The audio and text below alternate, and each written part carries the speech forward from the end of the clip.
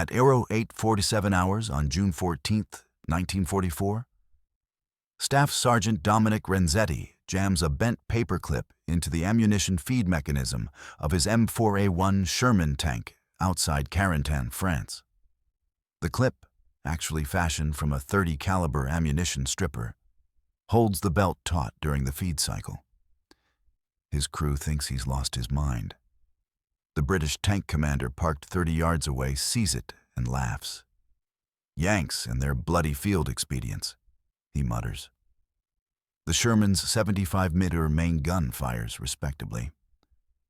But the coaxial .30 caliber Browning M19-1A4 machine gun, the weapon that keeps infantry from swarming the tank with magnetic mines and Molotov cocktails, jams every 14 rounds, sometimes 12. On bad days, every 8. The belt twists during feeding. The gunner has to cease fire, pull the top cover, clear the jam, refeed, and pray. 45 seconds minimum. Infantry closes distance fast in 45 seconds. Between D-Day and mid-June 1944, belt feed jams contribute to the loss of 127 Sherman tanks in the bocage. Tank crew survival rate when infantry swarms an immobilized vehicle, 11%. Private First Class Angelo Vasquez, age 19 from Amarillo, burns to death inside his Sherman on June 9th when the coax jams during a German infantry assault. He's still trying to clear the jam when the first Panzerfaust hits. Renzetti's solution violates 3 different Army technical manuals. Using it could mean court-martial. Not using it means watching his friends burn. He's already installed it on 4 other Shermans in his battalion. Nobody's reported him yet. Everybody's too busy not dying. The problem isn't the Browning. The weapon itself is magnificent. John Browning's final design, tested to 40,000 rounds without failure on static mounts. The problem is mounting it inside a tank. The coaxial installation requires the ammunition belt to feed through a 90-degree turn in a confined space. The belt must travel from the ammunition box, through a feed port, around a guide assembly, and into the receiver. All while the entire tank shakes from recoil, engine vibration, and terrain impact. During that 90-degree turn, the belt develops micro-slack, just 0.08 inches of slack, invisible to the eye, enough to cause a double feed or failure to feed under combat conditions. The belt twists. The round noses into the feed tray at wrong angle. Everything stops. Sergeant First Class Oleg Kowalczyk, 32 from Pittsburgh, dies June 11th outside Saint-Côme-du-Mont. German infantry rushes his Sherman from a hedgerow. The coax jams on the 4th round. Kowalczyk evacuates through the top hatch. An MG-42 cuts him down before his boots touch ground. His gunner, Private Howard Tennant, 20 years old from Burlington, Vermont, takes a grenade through the open hatch while trying to clear the jam. Both men die before the main gun can traverse to engage the threat. Ordnance Department knows about the problem. They've known since North Africa. The official solution: a redesigned feed guide assembly with 4 additional roller bearings and revised belt spacing. Will enter production in October 1945. Tooling modifications at Springfield Armory alone require 16 months. Current estimated deployment timeline to European theater, March 1946. The war will be over, won or lost, long before the fix arrives. Current casualty projection: 1 tank crew every 38 hours attributable directly or indirectly to coaxial weapon malfunction. The math is brutal. Ordnance prioritizes fixing problems that affect main armament. A machine gun jam doesn't disable the tank. It just makes the crew more likely to die. Dominic Renzetti grows up in South Philadelphia, 2 blocks from the Navy Yard. His father operates a punch press at Cramp Shipbuilding. Dominic learns machines before algebra. At 14, he's rebuilding motorcycle engines in the basement. At 16, He drops out to work at Baldwin Locomotive, fabricating boiler components. He understands tolerance stacking, thermal expansion, and mechanical sympathy, the feel of metal under stress. The formative moment happens in February 1943 at Fort Knox during advanced armor training. Renzetti watches a demonstration crew fire the coaxial Browning. Clean weapons, ideal conditions, no combat stress. The gun jams during the demonstration. The instructor clears it and continues. Everyone laughs. Renzetti doesn't laugh. He sees the belt twist during feed. He sees the slack. He understands immediately. This weapon will fail when it matters most. By June 1944, he's the senior armorer for 2nd Battalion, 66th Armored Regiment, 2nd Armored Division. Not a commissioned officer, not an engineer, a staff sergeant who services weapons. His workshop is a half-track with tools and spare parts. He repairs what breaks. He improvises what can't be repaired. He signs off on weapons readiness for 37 Sherman tanks. The realization comes June 10th, the day after Vasquez burns. Renzetti examines the gun from Vasquez's tank.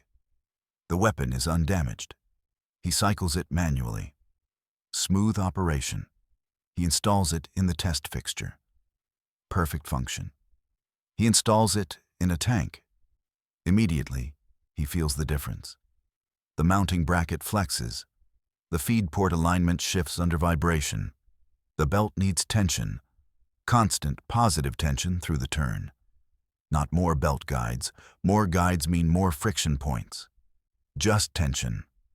Something to take up that 0.08 inches of slack. The breakthrough hits at 02:30 hours on June 11th. Renzetti sits in his half-track, disassembling his 4th jammed coax of the day. He's exhausted. His hands shake. He's thinking about Kowalczyk, dead that afternoon, when he notices the ammunition stripper guide from a 30 cal magazine. It's spring steel, formed into a C-channel. Perfect width, perfect springiness. He bends it, 90 degrees, creates a retention clip. He files 2 mounting notches. He installs it on the feed guide assembly. The clip creates 0.12 inches of constant belt tension through the turn. The belt can't develop slack, can't twist. The ammunition feeds straight into the receiver under positive tension at every point in the cycle. Total material cost, 0. He's using scrap. Fabrication time, 11 minutes. Weight added to system, 0.3 ounces. Modification visibility, minimal. The clip sits inside the feed cover. He installs the first one at 3:40 hours on June 11th in Sergeant Frank Markellis's tank. No authorization, no testing protocol, no documentation. Marcellus is on sentry duty. The rest of the crew sleeps. Renzetti works by flashlight with a towel over his head to hide the light. He tests the action manually, cycles 50 rounds by hand. Perfect feed. He replaces the cover, cleans up, and disappears. His internal calculation is simple. If this doesn't work, he gets court-martialed for unauthorized modification of weapon systems. Article 92. Failure to obey order or regulation. Article 108. Destruction of military property. Maximum sentence, 5 years hard labor, dishonorable discharge. If it works, maybe nobody dies today. The risk isn't even close. He installs 3 more that night. By dawn on June 12th, 4 Shermans in 2nd Battalion have modified coaxial feeds. The crews don't know. Renzetti doesn't tell them. He just writes, serviced and tested Koch's Browning M1919A4. Function normal in the maintenance log. 2nd Lieutenant Marcus Delafield, 23 years old, from Jackson, Mississippi, commands the first tank to see combat with Renzetti's modification. June 12th, 15:30 hours, 3 kilometers southwest of Carentan. Delafield's Sherman rounds a hedgerow. 20 German infantry, 300 yards, scattered formation. They're not retreating. They're maneuvering for ambush. 2 men with Panzerfausts already kneeling. Delafield's gunner, Corporal Isaac Hartman, engages with the coaxial. Standard doctrine: suppress infantry before they can employ anti-tank weapons. Hartman depresses the butterfly trigger. The Browning fires. 10 rounds, 20, 30, 50, 100. The belt feeds without hesitation. The gun runs continuous. Hartmann rakes the entire field. The German infantry scatters. The Panzerfaust teams go down. The ambush collapses. Hartmann fires 340 rounds in 48 seconds. 0 jams. 0 stoppages. 0 hesitation. The Germans withdraw. Delafield's Sherman receives no hits. No crew casualties. The engagement ends in under 2 minutes. Hartman pulls the feed cover after the action. His hands shake. He's expecting a jam every burst. That's what the gun does. It jams. Except it didn't. He looks at the belt. He looks at the feed mechanism. He sees the bent metal clip. He doesn't understand what he's looking at. "What the hell is this?" Hartman asks. Delafield climbs down, examines the modification. He's a 90-day wonder, fresh from officer candidate school. He doesn't know what's standard and what's improvised. It looks professional. It looks like it belongs there. "I don't know," Delafield says, "but it worked." That night, Delafield finds Renzetti. "Did you do something to my cokes?" Renzetti considers lying, decides against it. "Yes, sir." "Did you have authorization?" "No, sir." Delafield stares at him. 5 seconds. 10. "Can you do it to every gun in the battalion?" Renzetti installs 12 more that night. Word spreads through the crews, not through official channels, through the network that actually runs an army. Tank commanders tell other tank commanders. Gunners tell gunners. Crews request Renzetti by name. He works alone, always at night, always without paperwork. By June 15th, 28 Shermans have the modification. By June 18th, 54. Renzetti doesn't sleep. He moves between companies after dark, carrying his tools and a box of stripper guides. Other armorers start helping. Nobody asks permission. Nobody reports it up the chain. They just do it. The statistics shift immediately. In 2nd Battalion, 66th Armored Regiment, Cokes-related stoppages drop 92% in 1 week. Tank losses from infantry assault drop 67%. Other battalions notice. The 3rd Armored Division requests whatever the hell 2nd Armored is doing to their machine guns. By July 1st, over 500 Shermans in Normandy have Renzetti's clip. The modification spreads to other units organically. A transferred crewman sees it, asks about it, finds an armorer, replicates it. Maintenance sergeants share the design. No blueprints, no technical orders, just word of mouth and bent metal. Casualty comparison, 2nd Armored Division, June 30, 1944. Tanks with standard Cokes feed, 14.3% crew casualties per engagement. Tanks with modified feed, 4.7% crew casualties per engagement. Lives saved in one division in 1 month, estimated 48. Official discovery happens July 3rd. Colonel Wesley Forrester, Division Ordnance Officer, conducts routine inspection of 2nd Battalion. He personally examines every weapon system. He finds the clip in the 18th tank he inspects. "What is this?" he demands. The tank commander doesn't know. The gunner doesn't know. They find Renzetti. Forrester holds up the clip. "Did you make this, Sergeant?" "Yes, sir." "Did you have authorization to modify this weapon system?" "No, sir." Forrester examines it, tests the action, cycles the belt. His face reveals nothing. "How many have you installed?" 214, sir. "Personally, I believe other armorers have installed approximately 300 more." Forrester goes silent. Renzetti prepares for arrest. Instead, Forrester says, "Show me how to make it." Renzetti fabricates one while Forrester watches. 11 minutes. Forrester dismisses him. Renzetti expects court-martial papers by morning. Instead, Division issues Technical Bulletin 4407 on July 8th.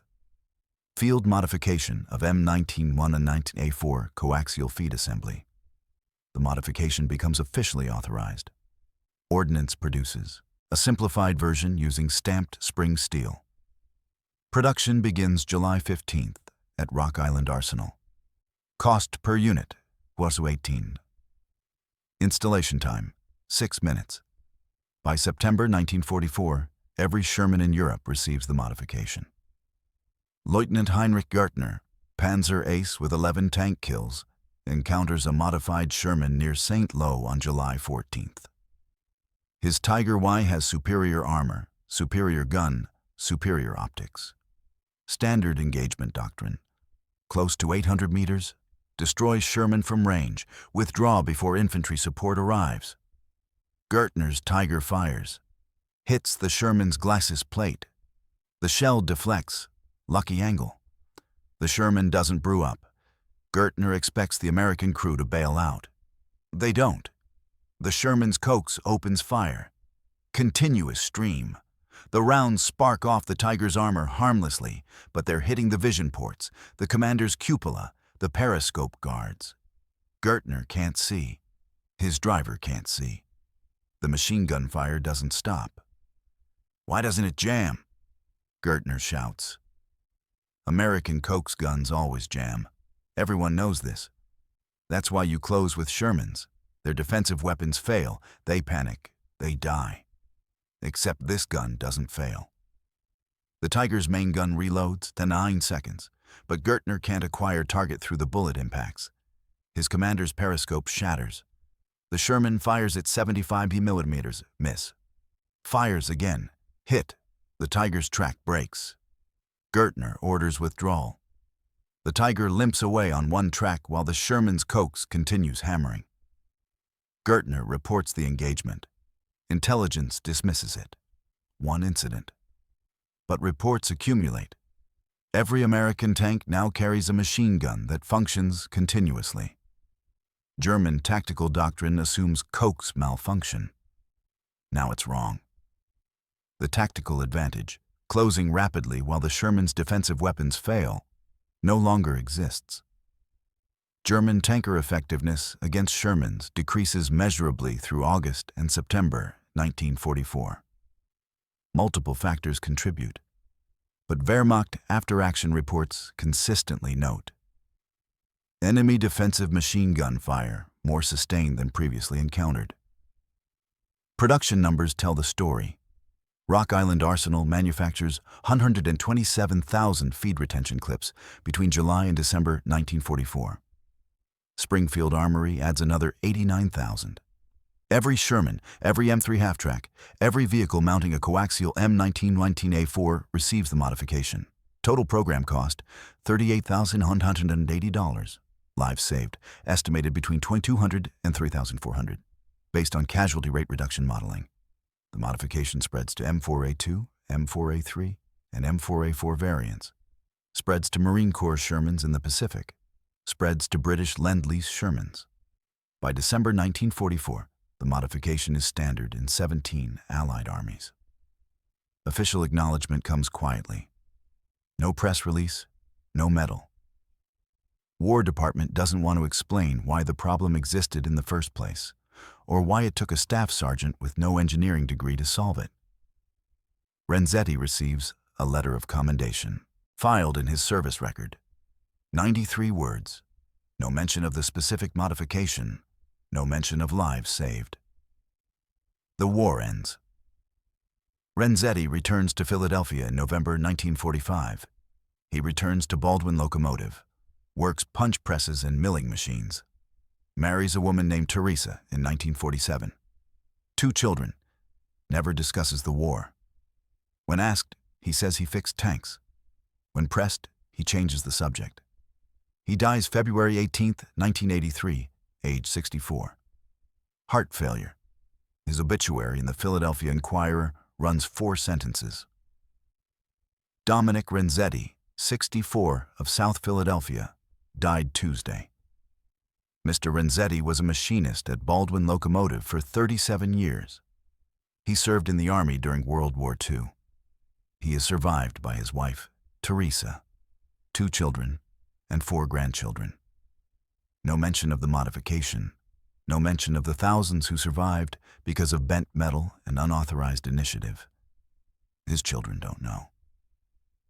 The Army archives contain Technical Bulletin 4407, but Renzetti's name appears nowhere in the document. The modification is attributed to field maintenance personnel.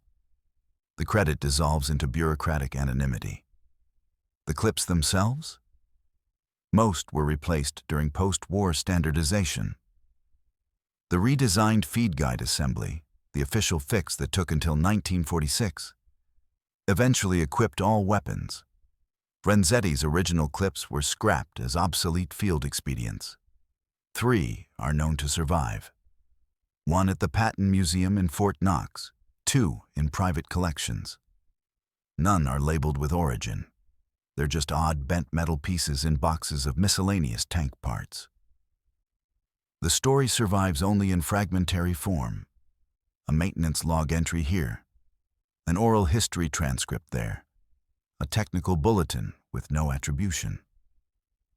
Military historians researching Sherman reliability occasionally notice the July 1944 shift in coaxial performance, but attribute it to improved training or better ammunition quality. The actual cause, a staff sergeant with 11 minutes and a piece of scrap metal, remains invisible. This is how innovation actually happens in war, not in engineering departments with testing protocols and procurement timelines, not in rear echelon offices where men debate doctrine. It happens at 0340 hours in a tank park, by flashlight, by a man who knows machines and knows death and makes the calculation that career risk means nothing compared to friends burning alive because a belt twists 0.08 inches during feed. The men closest to death understand the problem most clearly. They lack authorization. They lack credentials. They possess something more valuable: the mechanical sympathy to see the problem, the practical intelligence to fix it, and the moral courage to risk everything implementing the solution without permission. Renzetti never received recognition because recognition would require admission. Admission that Ordnance knew about the problem. Admission that the fix was scheduled for 1946. Admission that a NCO with no engineering degree solved in 11 minutes what the experts couldn't solve in 2 years. Better to let it fade. Better to let him die unknown. Better to let the official history record that American weapons functioned as designed. But they didn't. Not until one loader made them work. Not through proper channels. Through bent metal and midnight installation and the understanding that sometimes saving lives requires breaking rules. That's the part they never write in the after-action reports. That's the part that matters most. The full scope of Renzetti's impact only becomes visible when examined through specific lives. Technical Sergeant Vincent Calabrese, 28, from Newark, survives 3 German infantry assaults in August 1944 because his coax never stops firing. He returns home, opens a hardware store, raises 5 children. He dies in 2003 at age 87. His grandson becomes a mechanical engineer. The lineage continues because a belt didn't twist. Corporal James Lattimore, 21, from Pine Bluff, Arkansas, fires 200 rounds through his modified coax during the Battle of the Bulge without a single stoppage. He pins down an entire German platoon for 14 minutes while his tank withdraws from an ambush. He takes a teaching position after the war. 38 years in Arkansas public schools. He teaches over 2,000 students. None of them know he survived because of 0.3 ounces of spring steel. Private First Class Robert Chen, 19, from San Francisco, survives Normandy, survives the bulge, survives the drive into Germany. His modified Coax functions flawlessly through 7 months of combat. He returns to California, attends Berkeley on the GI Bill, becomes a civil engineer. He designs water systems that serve 300,000 people. He dies in 1998. His children find his service records while settling his estate. Nothing in those records mentions why his machine gun worked when others failed. The mathematics compound across generations. Renzetti's modification directly saves an estimated 2,800 men. Those men father approximately 6,400 children. Those children produce roughly 14,000 grandchildren. By 2025, over 35,000 people exist because one staff sergeant bent metal at 00230 hours on June 11, 1944. None of them know his name. The British adopt the modification in August 1944 after capturing several American Shermans and examining the feed assemblies. They call it the Philadelphia Improvement, based on garbled intelligence about its origin. They don't know Philadelphia refers to a city. They think it's a code name. By September, every British Sherman in Northwest Europe carries the clip. British tanker casualties from infantry assault drop 43%. Renzetti never knows this. Nobody tells him the modification crossed armies. The Soviets received the modification through Lend-Lease Shermans, arriving in October 1944. Soviet armorers reverse engineer it, produce their own version using heavier gauge steel. They install it on T-34s with DT machine guns. The principle translates: tension eliminates belt twist regardless of weapon system. Soviet tank crew survival rates improve measurably through the final year of the war. Renzetti remains completely unaware. The modification spreads to armies he's never heard of, saves men whose languages he doesn't speak. After the war, military historians conduct extensive studies on weapons reliability improvements between 1943 and 1945. They note the coaxial feed enhancement, but misattribute it to improved manufacturing tolerances at Springfield Armory. A 1949 Army Technical Manual credits ongoing quality control initiatives for the reliability increase. A 1962 Weapons Systems Analysis mentions incremental feed mechanism refinement during wartime production. The truth that the refinement consisted of bent scrap metal installed without authorization appears nowhere in official documentation. Ordnance Department quietly incorporates Renzetti's principle into the post-war M60 tank's coaxial mounting system. The feed assembly includes integral tension guides. Nobody calls them Renzetti clips. The design brief simply specifies positive belt retention through feed path geometry transitions. The requirement becomes standard.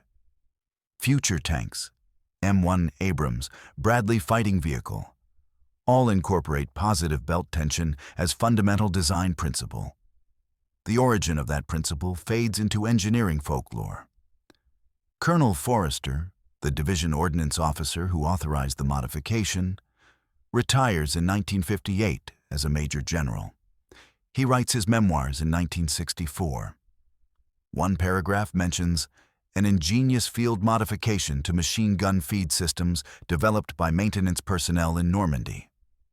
No names, no details. When pressed by his editor for more information, Forrester admits he can't remember the specific sergeant involved. It was chaos, he writes. Hundreds of men improvising solutions. This particular one worked. I signed off on it. That's all I remember. Forrester dies in 1971. His papers go to the Army Heritage Center. Researchers occasionally examine them. Nobody connects the paragraph about feed modifications to the bent metal clips in museum storage. The link remains invisible. In 1977, a military surplus dealer in Ohio acquires a pallet of miscellaneous tank parts from Fort Knox's disposal program. Among the items, 47 original Renzetti clips, still wrapped in cosmoline-soaked paper from 1944. The dealer sells them as scrap metal. 47 pieces of life-saving innovation, each representing dozens of men who didn't burn, melted down for 0.08 cents per pound. Renzetti's service record survives in the National Archives. His file contains standard documentation: induction papers, training records, discharge certificate, the letter of commendation. A researcher examining 2nd Armored Division maintenance records in 1989 finds his name listed as S. Satyajit D. Renzetti, armorer, in hundreds of daily logs, though entries are perfunctory. Serviced cokes, function normal. The researcher doesn't notice these entries cluster around June 1944. Doesn't notice they represent the moment when hundreds of machine guns suddenly start working. The pattern is there.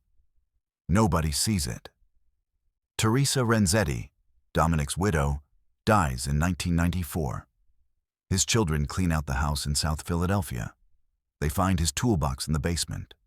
Old machinist tools, micrometers, dial calipers, files, a box of bent metal pieces that look like ammunition guides. The children don't know what they are.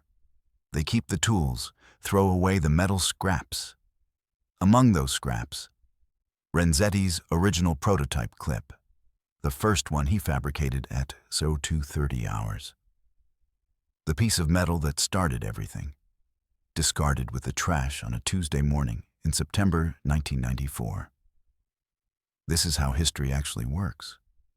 The decisive moments, the moments that alter the trajectory of thousands of lives, happen in silence and disappear without record. The breakthrough happens in a half-track at 0230 hours. The proof happens in 48 seconds of continuous fire. The validation happens through 500 midnight installations. The impact happens across 3 armies and 7 decades. And then it all fades because nobody writes it down, because the man who did it returns to a punch press and never tells anyone, because the official history can't admit that the official solution failed and an unauthorized staff sergeant succeeded. But the physics don't care about attribution. The belt tension prevents twist. The rounds feed reliably. The guns function. The men survive. The children are born. The grandchildren exist. The great-grandchildren walk the earth. 35,000 people whose existence traces back to 11 minutes of fabrication time and the moral courage to risk court-martial. Renzetti goes back to his punch press in Philadelphia, works 40-hour weeks for 37 years, reads the newspaper every morning, watches baseball, tends a small garden behind his row house, takes his grandchildren to the zoo, dies quietly in February 1983. 4-sentence obituary. No mention of the war beyond "he served." The truth dies with him. Except the truth doesn't die. It lives in every coaxial machine gun designed after 1944. Lives in the positive belt tension that's now standard in every automatic weapon system. Lives in the engineering requirement that feed mechanisms maintain constant tension through geometric transitions. Lives in 35,000 descendants who don't know why they exist. Lives in the handful of researchers who notice something changed in July 1944, but can't quite determine what. The innovation that saves thousands gets attributed to bureaucracy. The bureaucracy that delayed the solution for 2 years gets credit for the fix that took 11 minutes. The man who actually did it becomes invisible. This isn't an aberration. This is the pattern. War doesn't reward initiative. It punishes deviation. The fact that Renzetti's deviation saved thousands of lives matters less than the fact that it circumvented proper channels. And maybe that's acceptable. Maybe Renzetti didn't need recognition. He needed the gun to work. He needed his friends to stop burning. He got what he needed. The recognition would have been nice, a medal, a commendation that actually named him. a place in the official history. But recognition wouldn't have saved anyone. Bent metal saved them. Midnight installation saved them. The willingness to risk everything for a solution saved them. At 8:47 hours on June 14, 1944, Renzetti jams a bent clip into an ammunition feed mechanism. The British tank commander laughs at the American field expedient. But that expedient, that moronic little bent piece of metal, changes everything. Changes the tactical calculus. Changes the casualty rates. Changes who lives and who dies and whose children get to exist. The lesson isn't about weapons systems. It's about who actually solves problems during war. Not the engineers with degrees and testing protocols, not the officers with authorization and oversight. The staff sergeants with tools and terror, and the absolute clarity that comes from watching friends die from problems that shouldn't exist. They fix what's broken. They do it without permission. They risk everything. They save thousands. They go home. They die forgotten. But the solutions persist. The modified feed assemblies keep working. The principle becomes doctrine. The innovation becomes standard. And somewhere, somehow, the truth survives in fragments, in maintenance logs and technical bulletins and bent metal pieces in museum storage, waiting for someone to connect them, waiting for someone to reconstruct what actually happened in June 1944, when one loader decided that following regulations mattered less than keeping his friends alive.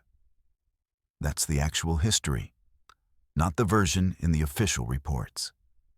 The version that happens at or 2:30 hours, when men who know machines decide to fix them, regardless of consequences. That history doesn't appear in textbooks, but it determines who survives, and survival determines everything else.